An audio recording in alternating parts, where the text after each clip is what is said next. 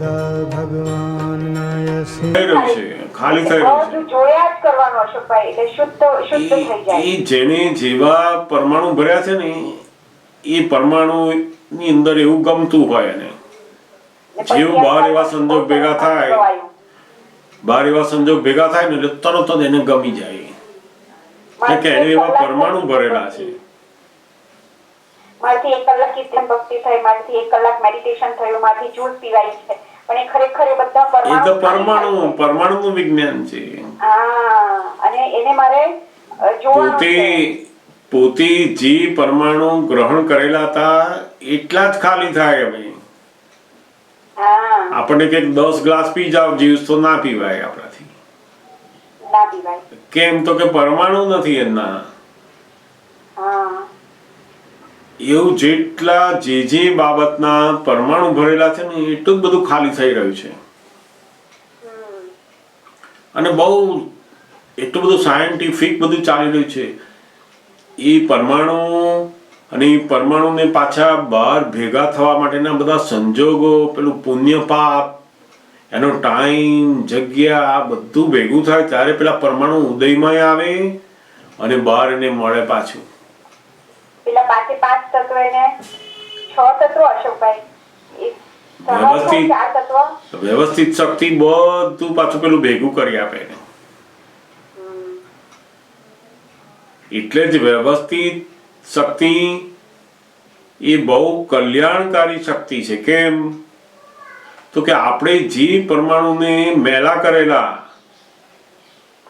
આપણે જે ગ્રહણ કર્યા, વિશ્રસામાંથી પ્રયોગશા કર્યા, એને બહાર આપણે જો ખાલી કરવા જાય તો કેટલી બધી વાર લાગે.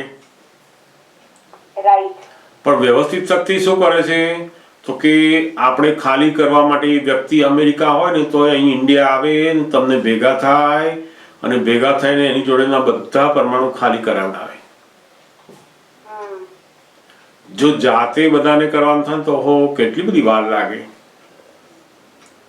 પણ વ્યવસ્થિત શક્તિ શું કરે છે તો કે જેની જેવા પરમાણુ છે ને એ બેને ભેગા કરે છે અને એ બંનેનું ખાલી કરી આપે છે. પણ ભ્રાંતિથી એ શું કરે છે, પાછા એ બીજા પરમાણુને પ્રયોગશામાં કન્વર્ટ કરે, પાછું મિશ્રશામાં આવે છે. અને જો ભ્રાંતિ જતી રહી, પોતે કોણ છે એનું ભાન થઈ ગયું એને, તો આ બધા પરમાણુ જે મિશ્રસા રૂપે છે ખાલી થાય ને વિશ્રસા થઈ જાય, શુદ્ધ થઈ જાય છે. હવે બધા સમજાયું ને? અશોકભાઈ, બીજો ક્વેશ્ચન પૂછું કે પછી કોઈને પૂછું? યા પછી આગળ બીજા પૂછો.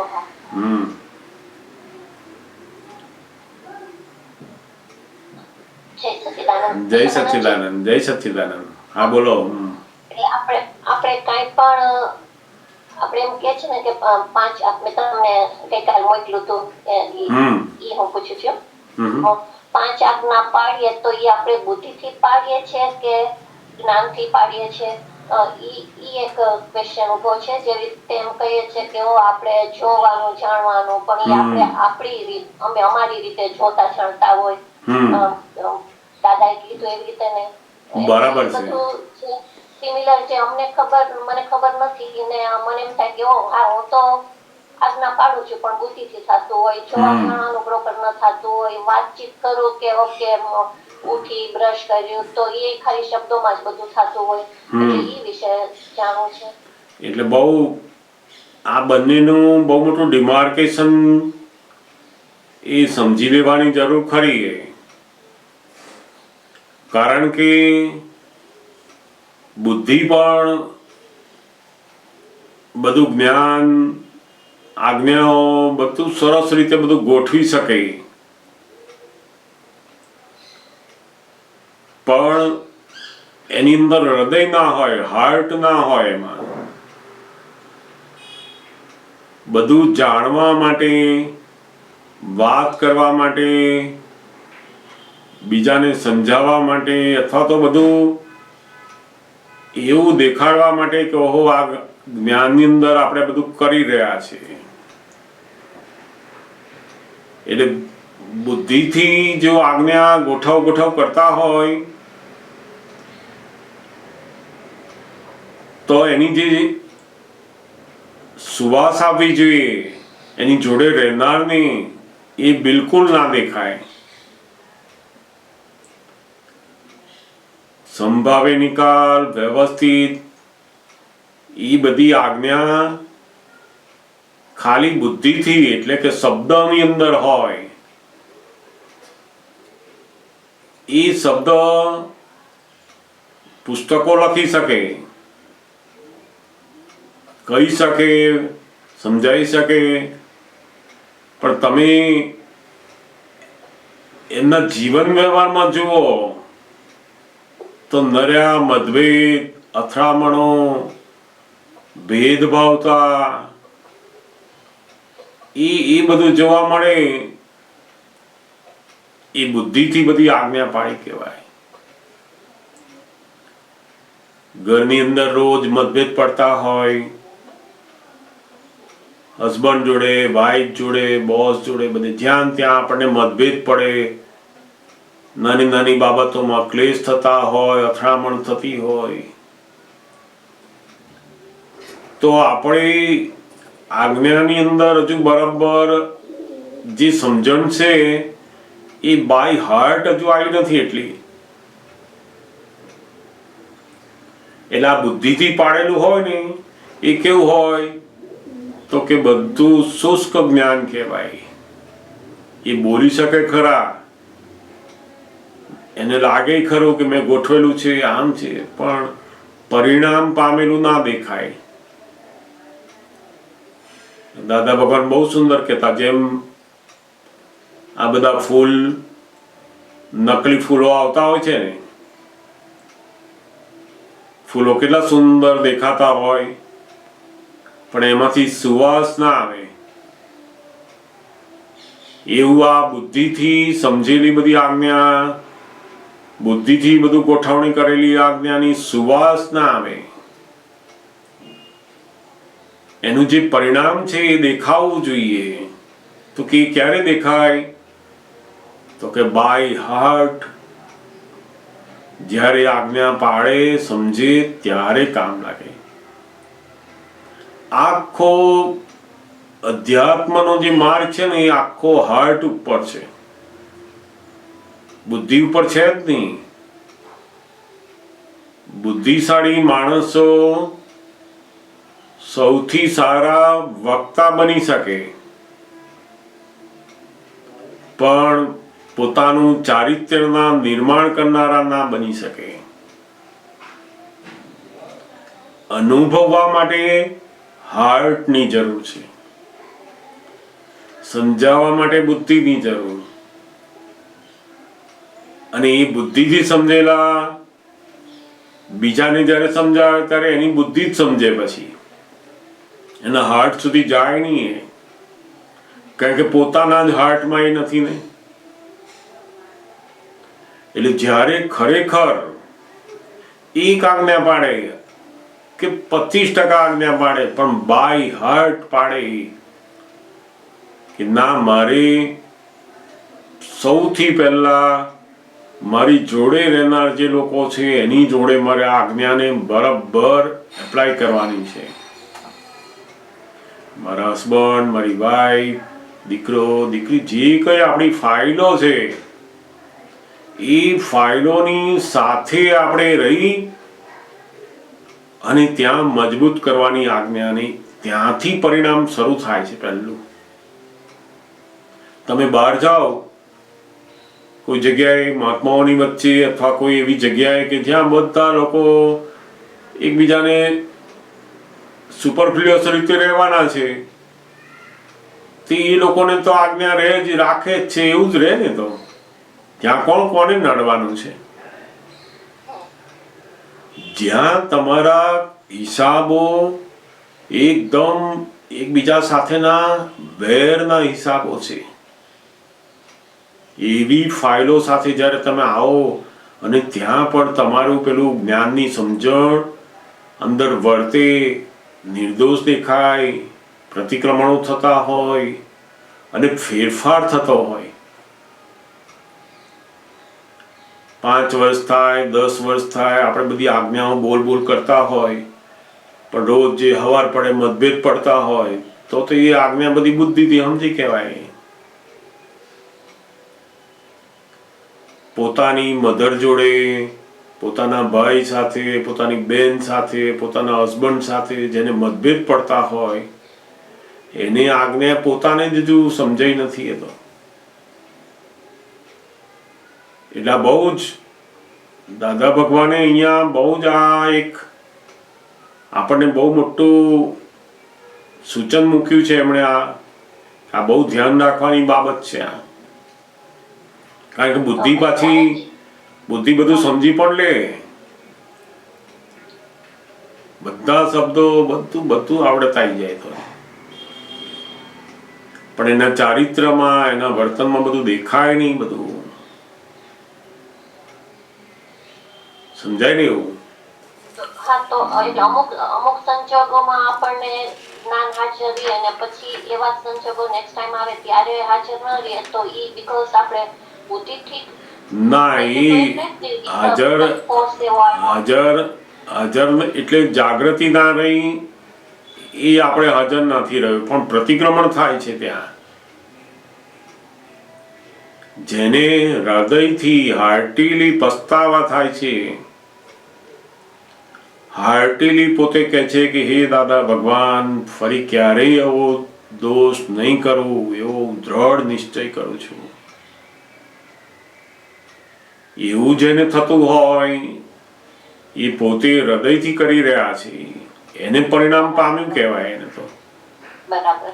છો ને એની જાગૃતિ એ સમય ના રહી,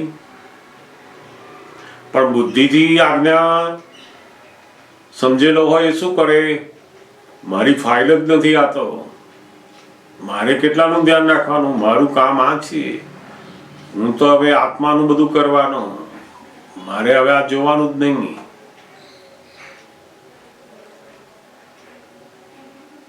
બાર ગમતા માણસોને એ ભેગો થાય, કલાકો વાતો કરે, અને પોતાની મધર હોય, પોતાનો ભાઈ હોય, અને હામુય જીવે નહીં.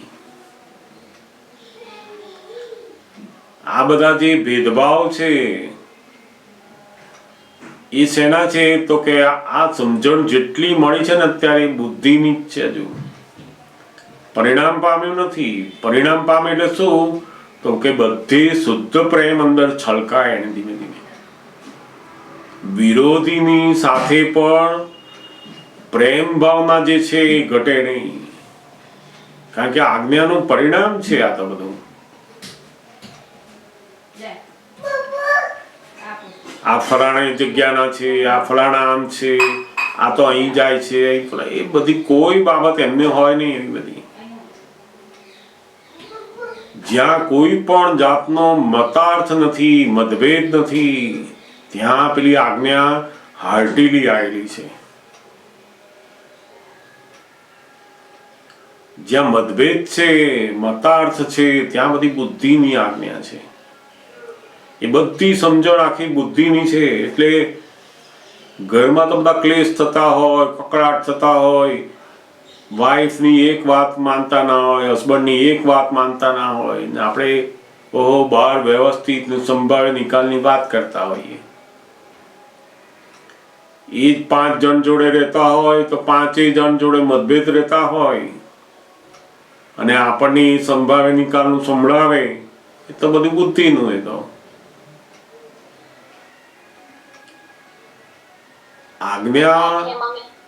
આજ્ઞા એ બહુ હાર્ટ ઉપર લે ત્યારે જ એનું પરિણામ આવે છે. પછી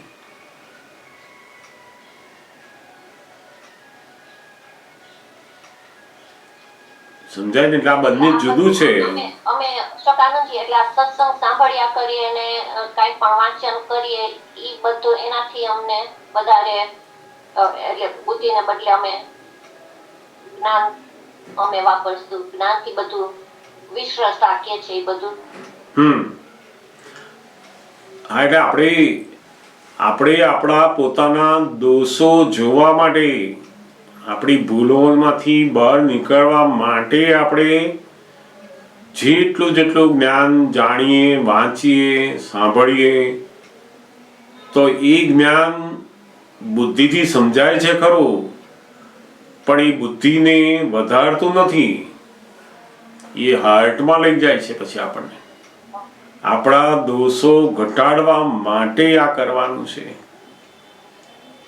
દોષોથી મુક્ત થવા માટે આપણે આપતાવાણી વાંચીએ, સત્સંગ સાંભળીએ, જે કંઈ પણ કરીએ છીએ, નહીં કે શબ્દો જાણવા માટે, એના અર્થ જાણવા માટે, મને ખબર છે એટલા માટે, હું કોઈને કહી શકું એના માટે નહીં. એટલે દાદા ભગવાન કહે છે ને કે આજ્ઞા એ તમે તમારા હૃદયની અંદર મૂકી અને જીવવાનું છે. એને લાઈવ તમે જીવો એમાં, એમ શુદ્ધાત્મા રહી અને જીવો તમે એમ. અને એવું જ્યારે થશે ને ત્યારે આપણે જેની પણ જોડે રહીએ ને ત્યાં એની સુગંધી આવે. એની એ લોકોને લાગે જ કે ઓ આ બહુ જુદા વ્યક્તિ છે. જગતના લોકોને બધું જ ખબર પડે, આપણી જોડે રહેનારને પણ બધું ખબર પડે. એક એક બાબતમાં આપણા આગ્રહ તૂટ્યા હોય નહીં, આપણા મતાર્થ તૂટ્યા હોય નહીં, ભેદભાવ છૂટ્યા ના હોય, નાની નાની બાબતોમાં ક્લેશ કરતા હોઈએ, બધા ઝઘડા કરતા હોઈએ, અને પછી આપણે કહીએ કે હું તો આ આજ્ઞા જાણું છું, આ આજ્ઞા જાણું, તો કશું કામની નહીં. એ બધી બુદ્ધિથી જાણેલી આજ્ઞાઓ છે. આખું જ્ઞાન એ પેલું બુદ્ધિમાં જતું રહે, પોતાનો દોષ દેખાડે નહીં. પછી એ બીજાને બતાવે ખરા કે હો આવું જોવાનું, તેવું જોવાનું, નામ કરવાનું, એને એનું પોતાનું ના દેખાય. એટલે આ બુદ્ધિથી બધું સમજેલું હોય એમાં તો પોતાનું કલ્યાણ જ ના થાય બિલકુલ. આ સત્સંગ આપણે જોઈએ ને વાંચન કરીએ, એ બધું કીધું, એનાથી આપણને વધારે સમજાય. પણ એટલે એ બધું પ્રારબ્ધ એટલે એ પાંચમી આજ્ઞામાં જમા થાય. આપણે હા, એ આપણે આપણી જાગૃતિને વધારવા માટે, આત્મહેતુ માટે, ફક્ત આત્મહેતુ માટે મારે શુદ્ધાત્માની જાગૃતિ, પાંચ આજ્ઞાની જાગૃતિ ને વધારવા માટે હું આપતાવાણી વાંચું, સત્સંગ સાંભળું, એ બધું કરું તો એ પાંચમી આજ્ઞાની અંદર જમા થતું જાય છે. વિધિ બોલીએ, ચરણ વિધિ વાંચીએ, પદો ગઈએ, અસીમજી જયકાર કરે, બધું આત્મહેતુ માટે જે કરવામાં આવ્યું એ બધું પેલું શુદ્ધાત્માના ચોપડામાં જમા થતું જાય. એટલે સમટાઈમ્સ એમ થાય ને કે એ તો ઉદય કર્મ પ્રારબ્ધ કહેવાય, તો છતાં ના, એટલે બહાર આપણે જે સાંભળવાનું મળે, વાંચવાનું મળે એ પ્રારબ્ધ, પણ એ વાંચવાનો જે આપણો અંદર નિશ્ચય કર્યો, આપણો હેતુ મૂક્યો અંદર, આપણે કયા હેતુ માટે વાંચીએ છીએ તો કે મારી આત્માની જાગૃતિ, પાંચ આજ્ઞાની જાગૃતિને વધારવા માટે. હવે મને આ જ્ઞાનની પૂર્ણાહુતિ કરવી છે. એટલે એ જે હેતુ મૂક્યો ને અંદર, એ હેતુ પેલું શેમાં જમા થશે તો કે શુદ્ધાત્માના ચોપડે. કોઈ જગ્યાએ સત્સંગમાં ગયા, કોઈ જગ્યાએ આપણે સત્સંગમાં ગયા, સાંભળવા ગયા તો આ બધા મળશે એટલે મજા આવશે. અહીંયાથી હમણાં કંટાળે તો થોડું સત્સંગમાં જે બધું જાણવાનું મળે, ફલાણા બેન મળશે, આ મળશે, બધું તે હેતુ અંદર પેલા જુદા જુદા છે બીજા. એ હેતુ એના જેટલા વ્યવહાર માટેના છે ને એટલા એને શુદ્ધાત્માના ચોપડામાં જમા નહીં થાય. પછી બહાર સત્સંગમાં જવાનું થયું, ભેગા થયા, સાંભળવાનું મળ્યું, એ તો પ્રારબ્ધ છે, એ વ્યવસ્થિતના અધીન છે. પણ એનો જે હેતુ છે એ પેલું શુદ્ધાત્માના ચોપડામાં જાય, જેનો જેવો હેતુ. સત્સંગમાં ન જઈ શકાય પણ આપણે હા, તમે હેતુ નક્કી કરો એટલે જમા થઈ ગયું. થઈ ગયું પછી ભલે સત્સંગમાં ન જઈ એ શકે. વ્યવસ્થિતના અધીન છે. યા બરાબર. ઓકે. પેલું વ્યવસ્થિતના અધીન કે તમે નક્કી કર્યું કે મારે ચરણવિધિ બોલવી છે, આપતાવાણી વાંચવી છે, સત્સંગમાં જવું છે. હેતુ શું છે? તો કે આ જવું છે એટલો નહીં, પણ મારે આ જ્ઞાનની પૂર્ણાહુતિ કરવી છે, મારો શુદ્ધોપયોગને મારે વધારવો છે, મારા પોતાના દોષો મને વધારે દેખાય, એનું પ્રતિક્રમણ થાય, એનાથી હું મુક્ત થઉં, મારી દશા હવે ઊંચી જવી જોઈએ. આ જ્ઞાન માર્ગ ઉપર આવવું છે મારે. કારણ કે પહેલી બીજી આજ્ઞા મને છે ને ઓછો આમ ખ્યાલ રહે છે. પાંચમી આજ્ઞા મને એમ થાય કે વધારે મને સારું લાગે છે. કારણ પહેલી આજ્ઞામાં તો શુદ્ધાત્મા અને પછી એમ કે બધે હું જ છું એટલે મને હું છું ની ખબર નથી પડતી. બધે ના, એ શુદ્ધાત્મા છે એટલે મને બધે હું જ છું એ તો ખાલી શબ્દો છે. પણ આપણે જ્યારે દરેક માણસને જોઈએ એટલે આપણી સમજમાં રહે ને કે એની અંદર શુદ્ધાત્મા છે. તો આપણે કોઈ પણ માણસને મળીએ, જોબ ઉપર, ઘરે, કોઈ પણ જગ્યાએ જઈએ, કોઈ માણસને મળીએ, ઝાડ પાનને જોઈએ તો આપણને અંદર સમજમાં રહે ને કે આ ઝાડ છે પણ છે તો શુદ્ધાત્મા.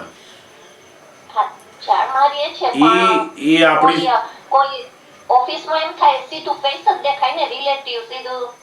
હા, એ રિલેટિવ દેખાય પણ જોડે જોડે પેલી સમજ છે ને અંદર કે આ મારી જોડે કામ કરનાર વ્યક્તિ છે પણ એ તો દેખાયો આપણને, કારણ કે એ ફિઝિકલ છે એટલે દેખાય જ નહીં. તો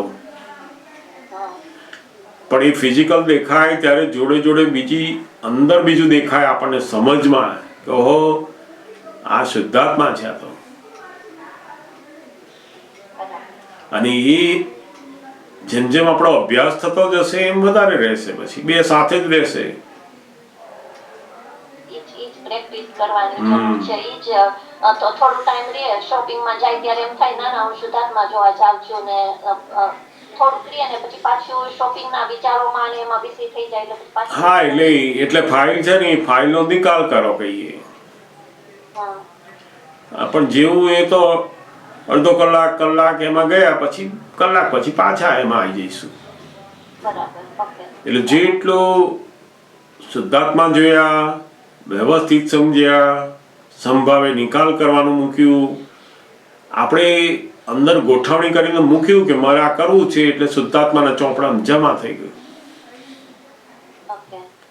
એટલે દાદા ભગવાન તો કેટલું સરસ કરી આપ્યું કે તમે જોબ કરો ને તોય તમારો શુદ્ધાત્માનો ચોપડો ભરાય, લગ્નમાં જાઓ તોય શુદ્ધાત્માનો ચોપડો ભરાય, એમનેમ બહાર ગયા હો તોય શુદ્ધાત્માનો ચોપડો ભરાય. બોલો.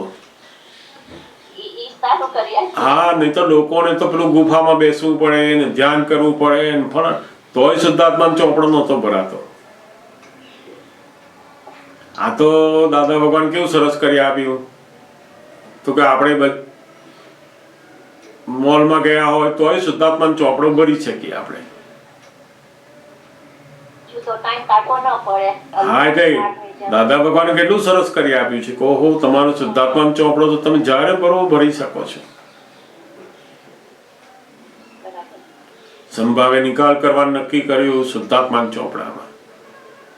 અને એની જોડે બીજું 5 આજ્ઞામાં આ જે 5મી આજ્ઞા છે એ આ શુદ્ધાત્માનો ચોપડો એ આ 4 આજ્ઞા પાડો, એ ચરણવિધિ વાંચો, નમસ્કાર વિધિ, નવકર્મો, પદો ગાવ, અસીમ જય જયકાર, આ બધું આત્મહેતુ માટે આપણે જે કરીએ છીએ તો પેલું શુદ્ધાત્માના ચોપડામાં જમા થતું જાય છે. એટલે પુણ્ય ન કહેવાય ને શુદ્ધાત્માના ચોપડામાં જમા થાય એટલે. હા, એને આપણી એક ઓડિયો કંઈક મેં સાંભળી હતી ને કે દાદાની આજ્ઞા છે આપણે આ ચરણવિધિ કરીએ ફોર એક્ઝામ્પલ તો પુણ્ય અનુબંધી પુણ્ય થાય. બરાબર તો છે. ઈ આપણે શુદ્ધાત્મામાં આપણી સીટ ઉપર બેસીને આપણે કરીએ કે આ ફાઇલ વહન કરે છે છતાંય કેમ પુણ્ય અનુબંધી પુણ્ય? હા, કારણ કે હજુ આપણો આજ્ઞા પાડવી છે એટલો ભાવ હજુ રાખ્યો છે ને. આપણો એક ભાવ આજ્ઞાધીનપણાનો જે છે એ આપણો હજુ પુણ્ય બંધાવનારો છે, આ પુણ્યાનુબંધી પુણ્ય વાળો. એટલે દાદા ભગવાન કહે છે ને અક્રમ વિજ્ઞાન કેવું છે, એક અવતારી છે, એક અવતાર બાકી રહ્યો છે. એટલે આ જે પુણ્યાનુબંધી પુણ્ય ઉત્પન્ન થાય એનાથી આપણો એક ભાવ આવે. તે કેવો આવે તો કે તીર્થંકર ભગવાનની હાજરીમાં એમની પાસે બેસવાનું, એમની વાણી સાંભળવાનું, આખો દિવસ એ વાણીની અંદર રહીએ આપણે.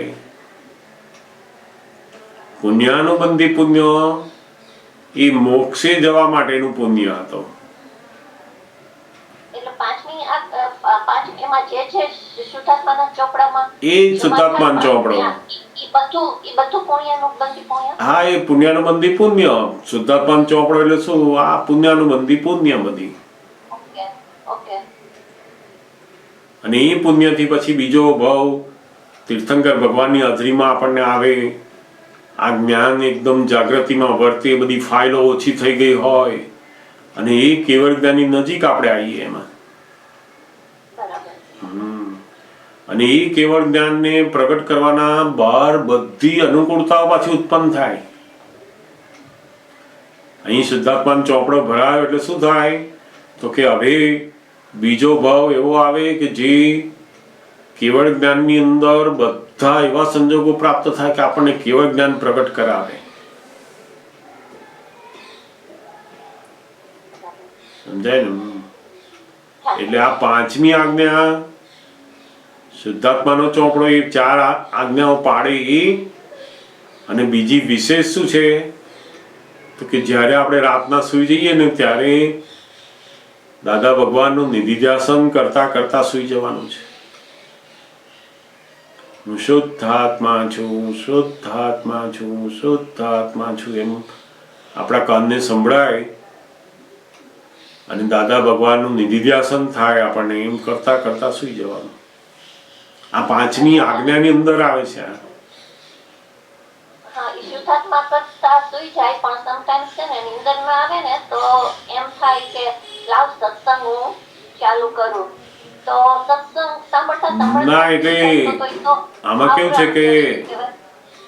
કેવું છે કે ઊંઘવા માટે ઊંઘ નથી આવતી એટલે આપણે આનો ઉપયોગ કરીએ એવું નહીં કરવાનું. એવું આપણે એને આજ્ઞામાં બેસાડવાનું, આજ્ઞામાં આવી જા કહીએ. આમાં કેવું છે કે મન એક જાતની સાયકલ બને છે એની. તમને ઊંઘ ના આવે અને તમે જેવું મનને ગમતી વસ્તુ આપીને, સત્સંગ હોય કે જે કઈ વસ્તુ, પછી બીજે દિવસે ફરી એ માંગશે, ઊંઘ નહીં લાવવા દે. પછી એનો ટાઈમ થાય ને મનની અંદર બધું ગોઠવણી, એની સાયકલ છે આ. જેમ બાળકને તમે એક દિવસ બહાર ફરવા લઈ જાઓ ને એને આઈસ્ક્રીમ ખવડાવો ને પછી એ બીજે દિવસ ટાઈમ થાય ને એટલે એ જ કહે આપણને કે બહાર જવું છે, બહાર જવું છે, બહાર જવું. એનું મન એ કેવું છે કે એની જે ગમતી વસ્તુની અંદર આવે ને એ સાયકલની અંદર આવી જાય પછી એટલે બીજે દિવસ આપણને જગાડે પાછું. એ ઊંઘ ના લાવવા દે પછી. એટલે એને શું કરવાનું, ઊંઘ આવે કે ના આવે તું તારે, આપણે શુદ્ધાત્મા છો, ના ઊંઘ આવે જોયા કરવાનું. એને મનને જે ચાલતું એ જોયા કરવાનું. કહો તું તારું ચલાય, હું શુદ્ધાત્મા છું. દાદા ભગવાનનું નિધિધ્યાસન કરે જ જવાનું. એટલે તમે નેચરલ સહજ થતા જશો એકદમ. આપણે શું કરીએ, પેલું મનને ઊંઘ ના આવી એટલે કંઈક કામ આપ્યું અને આપણને એવું લાગે કે ઓ મેં આ સત્સંગનું આપ્યું એટલે એ રસ પડ્યો એમાં આપ્યું એટલે મનને પેલી ઊંઘવાનું છૂટી જાય. એટલે સાયકલ કેવી થઈ જાય તો કે એટલા વાગે ઊંઘ આવે જ નહીં અને આપણે પછી આ જોવાનું લઈએ પછી જ ઊંઘ આવે. આપણે એને ઊંધી સાયકલ કરી. આ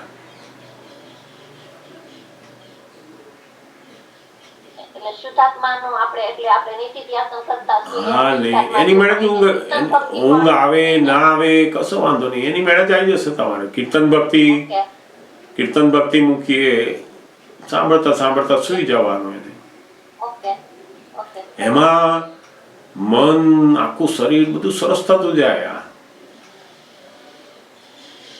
દાદા ભગવાનનું નિધિવ્યાસન, કીર્તન ભક્તિ, હું શુદ્ધાત્મા છું, એ આ પાંચમી જે શુદ્ધાત્માના ચોપડાની જે આજ્ઞા છે એની અંદર જમા થાય છે.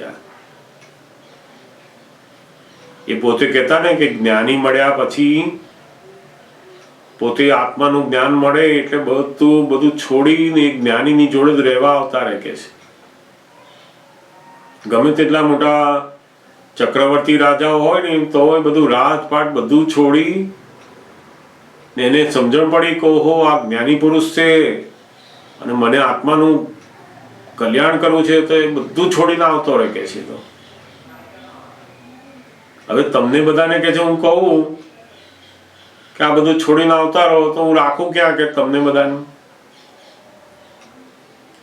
એ સમયમાં તો બધા આશ્રમ બધું રહેવાનું, જાતે બધું કરીને ઝૂંપડી બાંધીને રહેતા હોય અને આત્માનું બધું કરે.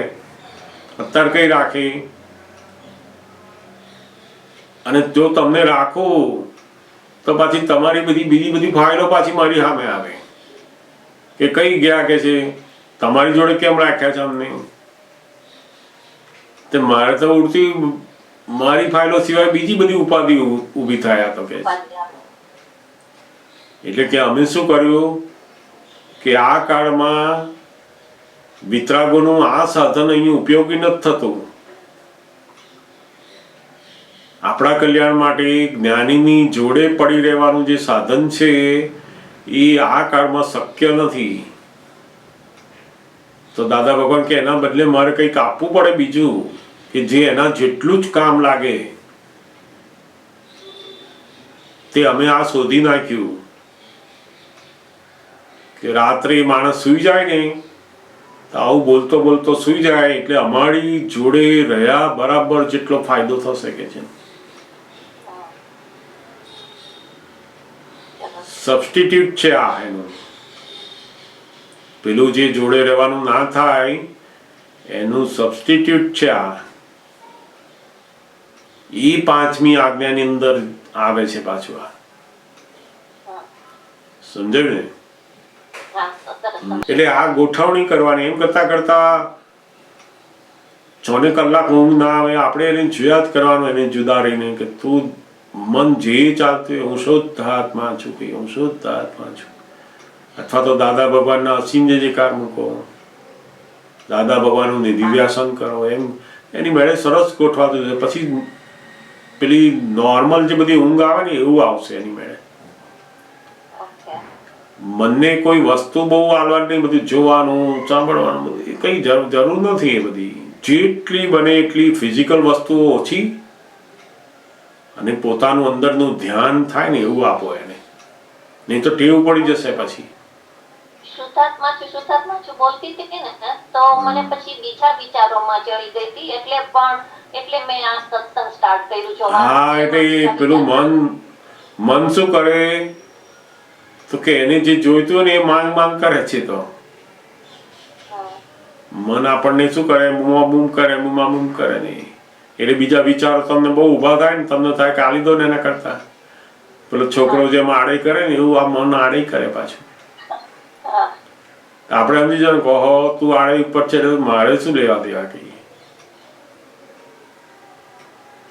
ખરો સત્સંગ જ આ છે કે મનને આપણે જુદા જોતા થયા ને એ જ ખરો સત્સંગ. પેલો તો શબ્દોનો સત્સંગ સાંભળવાનો તો આપણે સમજવા માટે છે. તો અને એ સમજણ પછી આપણે આપણા ઉપયોગમાં લઈશું તો કલ્યાણ થશે ને. પછી તો મેં જાણ્યું કે આ મન જુદું વાણી જુદી બધું જાણ્યું. હવે જયારે મન આવું પજવતું હોય ને આપણે જુદા જોઈએ તો કલ્યાણ થયું કહેવાય. ત્યાં તો પેલું આપણા અનુભવમાં શરૂ થયું. હવે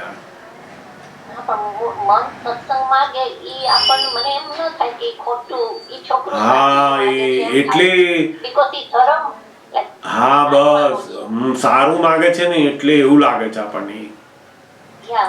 અને એનું કામ કેવું છે કે સારું બતાવીને બીજું લે છે.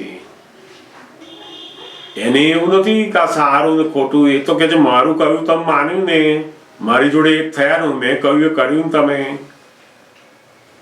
એમાં એ ખુશ થાય છે. ઓકે. તમે માન્યું કોનું, મારું કે તમારું? તો કે મારું માન્યું એટલે તમે મારા સ્વરૂપે રહ્યા ને, એટલા બસ તારે મારું કામ થઈ ગયું. એટલે આવું આવું ઘણી વાર છેતરી જાય આપણને. ધીમે ધીમે સમજણ આવતા આવતા મને ખ્યાલ આવશે કે હો આ મન છેતરે છે. આ તો મન એનું માન્યું કે આપણે એના સ્વરૂપ થયા પાછા. એ પાછું સત્સંગનું અત્યારે ક્યાં સત્સંગ કહીએ? એ તો તું જ્યારે સત્સંગ હોય ત્યારે બરાબર એકાકાર રહે એમાં કહીએ. કારણ કે એમ કે છે ને કે મનને કંટ્રોલ નહીં કરવાનું, આપણા ધ્યેય વિરુદ્ધ હોય તો જ આપણે. તો મને એમ થાય કે સત્સંગી આપણા ધ્યેય વિરુદ્ધ નથી. ના પણ રાતના તો એને સુઈ જવાનું છે કહીએ. તું તો શાંતિ રાખ, હવે અત્યારે સત્સંગ નથી. ઓકે. આ તો મન આપણને કહે છે કે હો આમાં જાઓ એમ કરીને.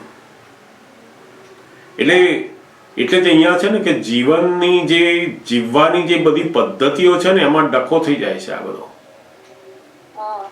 મનને જે ગમતું હોય ને, જેમ કોઈને મૂવી જોવાનું ગમે ને એને આવું જ થાય છે. આપણને સત્સંગનું ગમે છે, પણ મન તો બે હરખું જ છે.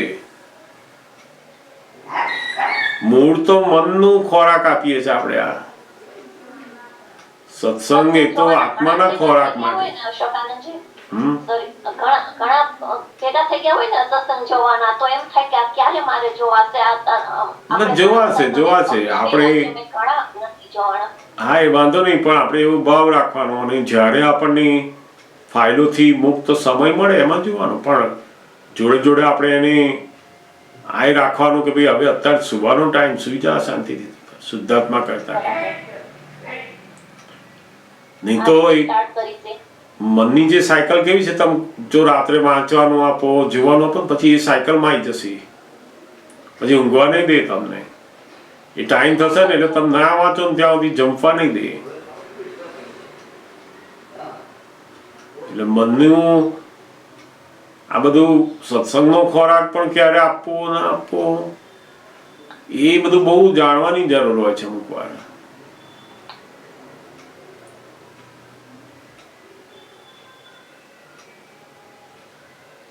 એટલે ઘણી વાર શું છે કે આ મન સત્સંગના નામે જે ખોરાક લે છે ને એ આખો બુદ્ધિમાં જાય. પછી આ બધો આવી રીતના સત્સંગ બધો બુદ્ધિ બાજુ જાય પછી, અને પછી ઊંઘવા જ ના દે એને.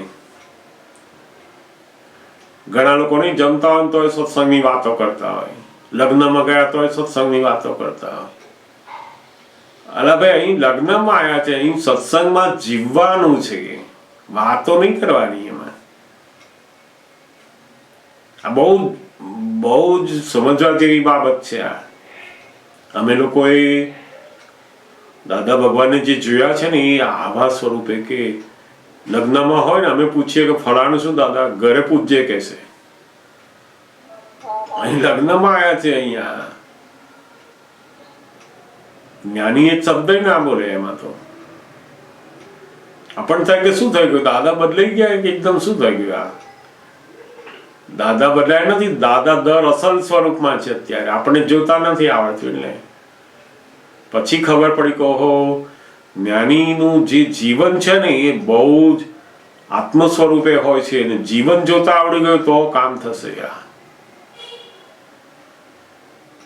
આપણને મોટા ભાગે વાણીથી જે માપ, સત્સંગના શબ્દોથી જે માપ છે ને એ હજુ માપ એક્ઝેક્ટનેસમાં નથી. પેલા ચારિત્ર રૂપે એમનું જ્યાં જીવન જોવામાં આવશે ને ત્યાંથી જ મળે છે.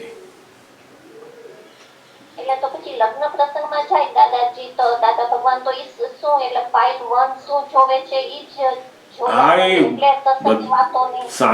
સામે જે મહાત્માઓ હોય એમને આશીર્વાદ આપવા, ઘરના જે વ્યક્તિ હોય, જે છોકરો છોકરી લગ્ન કરતા હોય એને આશીર્વાદ આપવા, એની જોડે વાત કરવી, બેસવું, એ જગ્યા ઉપર અડધો કલાક બેસી રહેવાનું હોય તો બેસી રહે. પોતે પણ એ કહે કે દાદા ભગવાન અમારા હસ્તમેળાપ થઈ જાય ને ત્યાં સુધી તમે બેસજો. બસ આરામથી બેઠા હોય, ત્યાં બધું બેઠા બેઠા જોયા કરતા હોય. બસ જોયા કરવાનું. હા, એથી ચાલુ.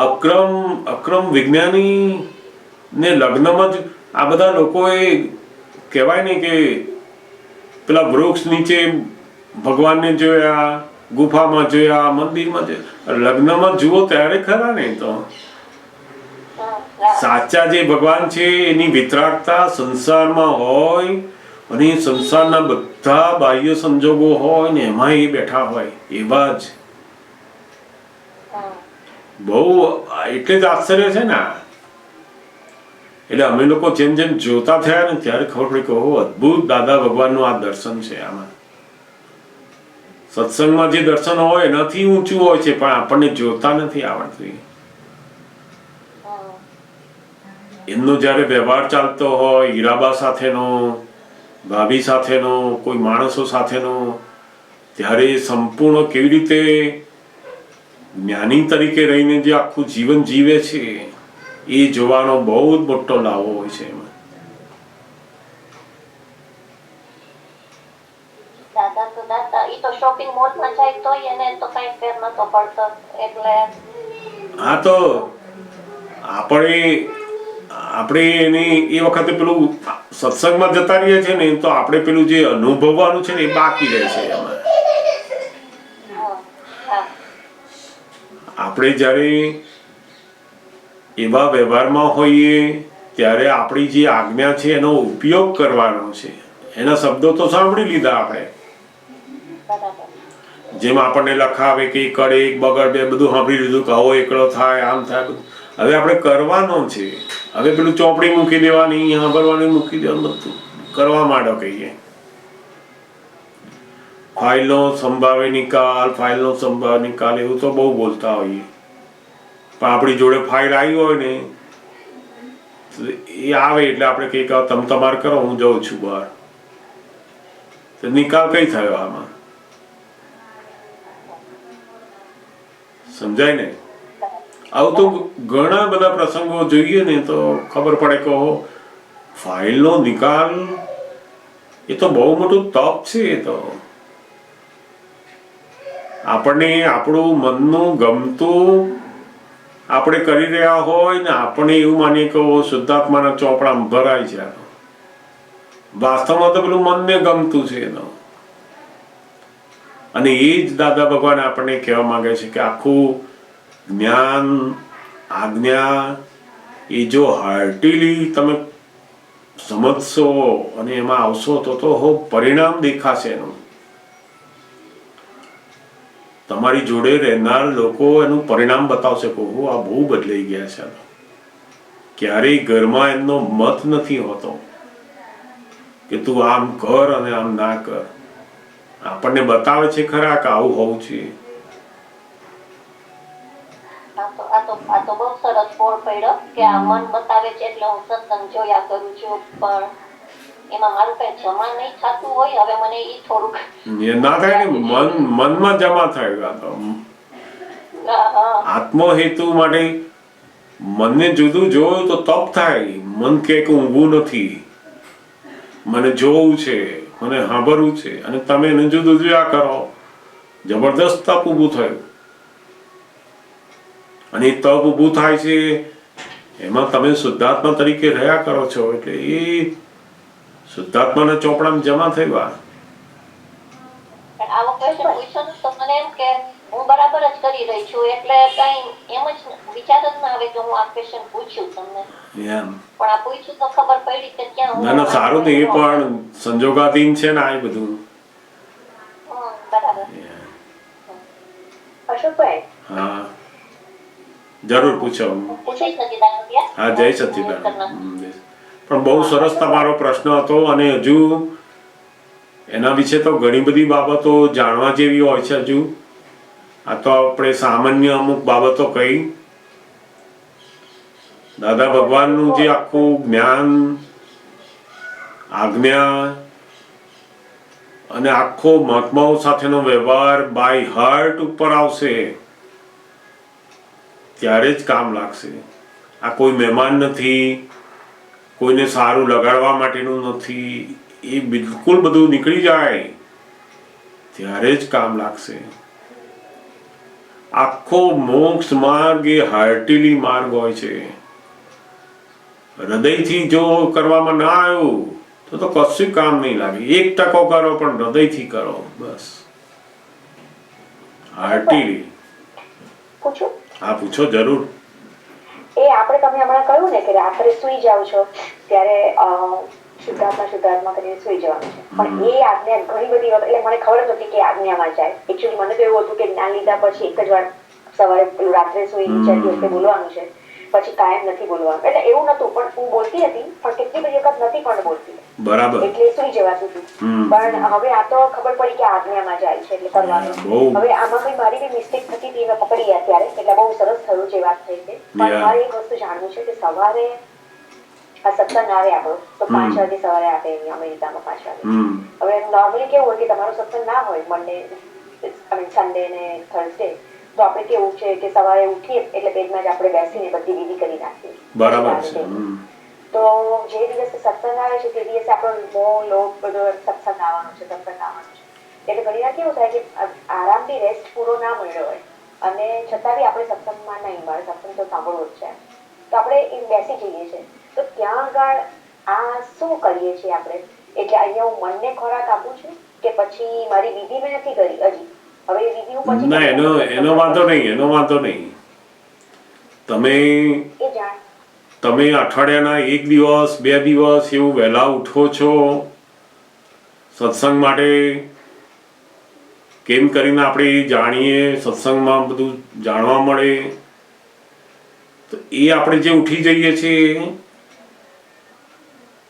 એ આખું જુદું છે. એ પેલું મનને કયા પ્રમાણે છે એવું નથી. એની અંદર હેતુ છે કે આપણે વધારે આપણને જ્ઞાનની સમજણ આપણી પાકી થાય, દરેક વાતોને બરાબર દાદા કે છે એવું જાણવું છે મારે. એના માટે આપણે આ જે વહેલા ઉઠીએ તે પણ અઠવાડિયામાં 1 દિવસ 2 દિવસ, પછી રોજનું પેલું કહેવાય જેના વગર ચેન ના પડે, અને પછી લોકોય બહુ પડે કે રોજ શું ઉઠો છો આવું બધું આવું, તો આપણે સમજી જવાનું કે આપણે આપણી જે નોર્માલિટી છે એમાંથી બહાર ગયા છે. ઘણી વાર જે બાબત આપણને ખબર ના પડે ને એ આપણી જોડે રહેલાને તરત ખબર પડે. આપણે પેલું નોર્માલિટી ચૂકી ગયા હોઈએ પણ એમને ખબર પડી જાય કે આ તમે બહુ રોજ આવું ઉઠો પછી તમારી તબિયત બગાડો, એ તમારી ફાઇલ નંબર 1 ને બધી તકલીફ ઊભી થાય, એના લીધે બીજું કામકાજનું અસર પડે. ઘણા લોકોને કેવું થાય કે સવાર વહેલા ઉઠ્યા પછી કામ આવે ને ત્યારે જો કામ આવે હોઈ જાય, એ તો બધું બગડે. તો બધું એ તો સરસ, આપણે જેટલું બને એટલું એવો સરસ સવારનો સમય અને આવું જ્ઞાન સત્સંગ માટે આપણે જો પુરુષાર્થ કરીએ તો ઉત્તમ છે. તો એ પેલા મન માટે નથી ને, તો મન તો ઉઠવા જ ના દે. તો મન ઊંઘેલું હોય ને ત્યારે તો પાછું ઉઠવાય ના દે.